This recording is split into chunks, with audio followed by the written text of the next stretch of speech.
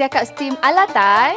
Versus ayam bakar mayo. Ini yang senang nak masak daripada ikan tu. Tak. Okay, I tunjukkan cara yang paling mudah nak masak ikan siakap ala Thai ni. Mula-mula ambil serai dalam 2-3 tangkai ni, masukkan dalam perut. Ikan tu kena bersihkan dulu tau.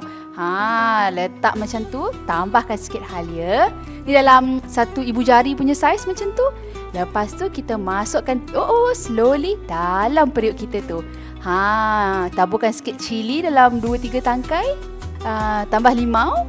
Kita perahkan sikit perahan limau ni dalam periuk. Cepat-cepat sikit. Alamak, cepat. Tambah lagi. Dan taburkan bawang putih untuk rasa garlic yang lebih macam tu. Tambah sikit daun sop untuk bagi wangi, bagi aroma tu naik. Dan tambahkan 1 cube ayam. Part yang paling penting, letak sos ikan. Tambahkan air pula lagi. Almost dah siap ni. Tutup rapat periuk kita. Tunggu masak. Sambil nak tunggu masak ni, nak cerita sikit pasal Payflex. Dah nak raya ni, korang boleh spend guna Payflex dan dapatkan RM15 cashback. Untung kan? Sambil berbebel ni, dah siap ikan kita. Terhidang cantik macam ni. Orang sebelah pun macam sedap ikan ni. Apa dah ikan je? Ni, masak ayam bakar mayo. Jom.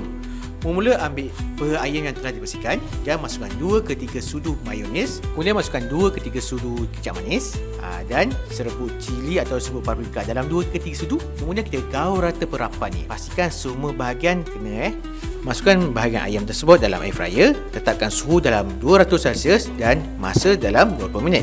Masak pakai air fryer senang je. Saya takut pasal bil sebab korang boleh menang bil percuma selama setahun dengan bus tau.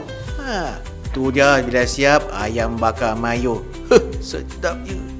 Bila dipotong krup.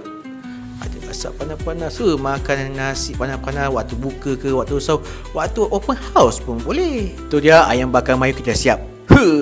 Tepi sikit. Tepi nak letak ikan siakap ala Thai ni. Ayam bakar mayo sedap. So korang vote dekat bawah. Mana lagi sedap? Ikan siakap steam ala Thai ataupun ayam bakar mayo? Undi sekarang.